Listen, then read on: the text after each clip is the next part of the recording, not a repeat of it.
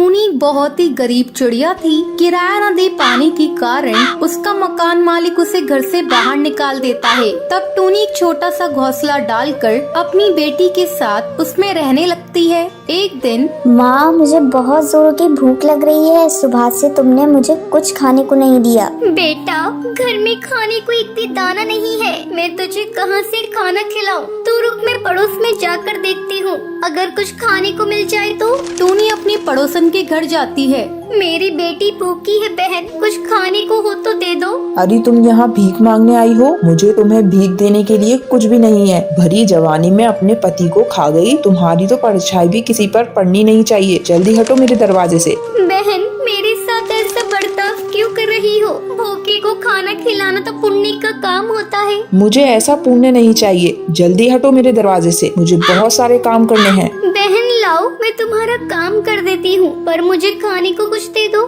देखो, मैं तुमसे कह रही हूँ ना, तुम यहाँ से जाओ। तुम हटती क्यों नहीं? नहीं तो मैं अभी पुलिस को बुला लूंगी। नहीं नहीं बहन, पुलिस नहीं बुलाना, मैं जा रही हूँ। टूनी दुखी मन से वापस घर लौट आती है। बेटा, इस जमाने में गरीबों की मदद कोई नहीं करता। चल, मैं तुझे लेकर जंगल में चलती हूँ, वहीं कुछ मिल जाएगा तो तुझे खिला दूंगी। अगर आज तेरे पापा जिंदा होते तो आज तेरी हालत ऐसी ना होती। टूनी टुनटुनी को लेकर रोती हुई जंगल में जाती है। वहाँ एक साधु ध्यान लगाए हुए बैठा था। महात्मा जी, मेरी मदद कीजिए। मैं बहुत गरीब हूँ और बहुत दुखी भी हूँ। घर में खाने पीने को कुछ भी नहीं है। मेरा घोंसला भी टूटा फूटा है। महात्मा जी, आप मेरी मदद करिए। साधु अपनी आंखें खोलता है।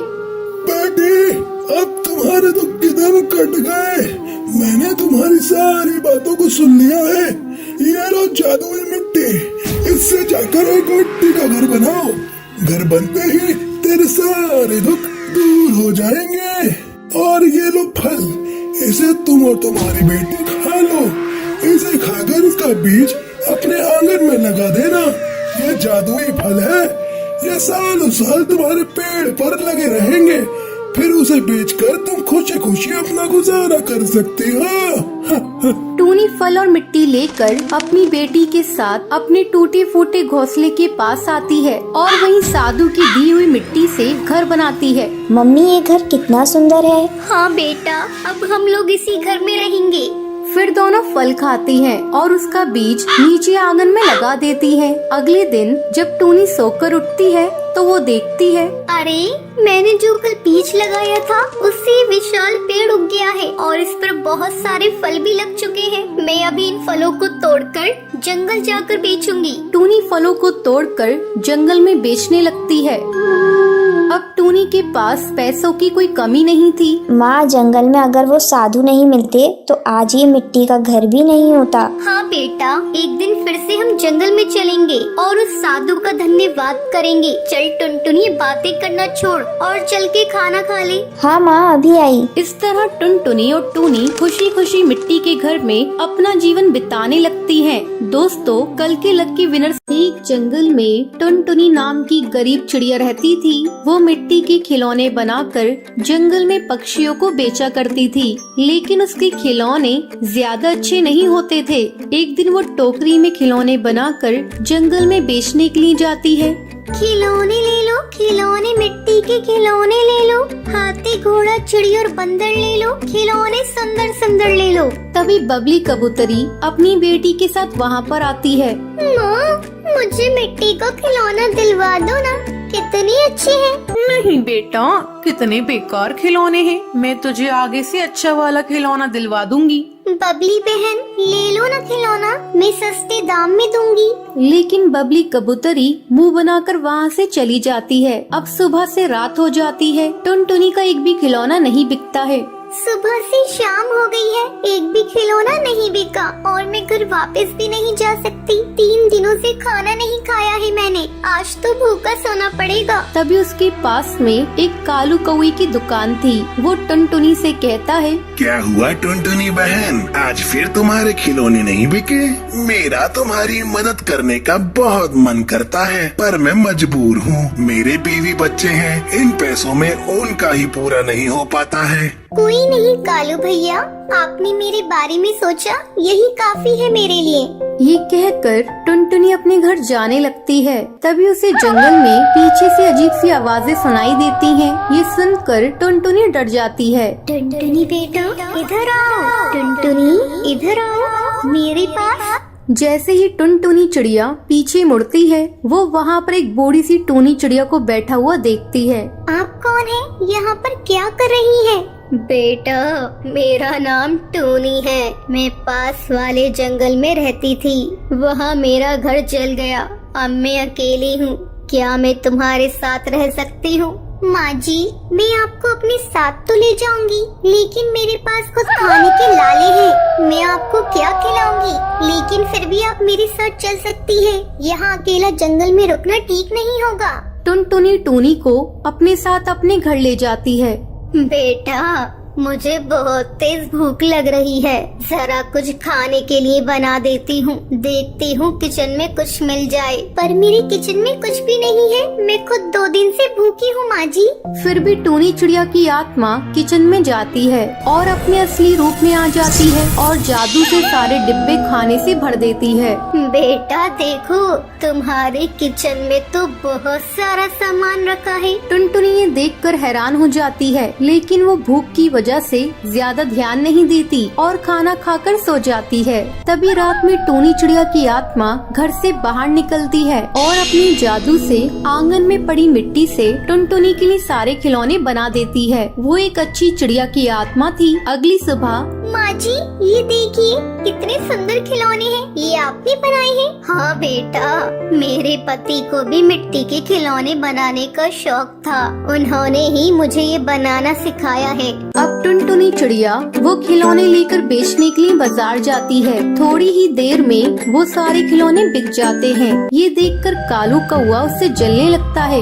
ऐसा क्या हो गया एक दिन में? इस टुनटुनी के खिलौने इतने सुंदर कैसे बन गए? मुझे पता लगाना होगा। अब वो रात में टुनटुनी के घर जाता है। तभी वो देखता है टूनी चिड़िया की आत्मा अपने जादू से मिट्टी के खिलौने बना रही है। ये देखकर वो डर जाता है। भागो रे भागो भैया भागो, चिड़िया की आत्मा। अगले दिन वो जंगल के पक्षी और जादूगरनी के साथ टुनटुनी के घर आता है। अरे टुनटुनी बाहर निकलो, घर से बाहर आओ। क्या हुआ है भैया, आप इतना चिल्ला क्यों रही हैं? टुनटुनी, कल रात कालू कौवे ने तुम्हारे यहाँ एक चिड़िया की आत्मा को देखा है। कहाँ है? उसे घर से बाहर निकालो। कहाँ छुपा रखा है? कालू कौवा, वो औरत बहुत अच्छी है। वो कोई चिड़िया की आत्मा नहीं है। माँ जी बाहर आइए, देखिए ये सब आपको क्या बोल रहे हैं। टूनी चिड़िया बाहर आती है। जादूगरनी उससे पूछती है, कौन हो तुम? यहाँ पर क्या कर रही हो? बता, तू चिड़िया की आत्मा है ना? मैं जानती हूँ। कौन? मैं? भूत नहीं, मैं तो पास वाले जंगल में रहती हूँ। अच्छा, अभी दूध का दूध पानी का पानी हो जाएगा। जादूगरनी टूनी चिड़िया की आत्मा पर गंगा जल डालने लगती है। टूनी चिड़िया की आत्मा अपने असली रूप में आ जाती है। ये क्या कर रही हो?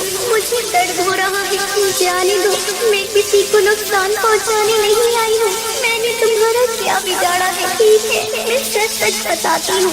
जादूगरनी रोको, उन्हें दर्द हो रहा है। उन्हें अपनी बात बोलने का मौका तो दीजिए। मैं पूछती हूँ, माँ जी आप चिड़िया की आत्मा है। आपने हमेशा मेरी मदद की, पर आपने मुझे बताया क्यों नहीं?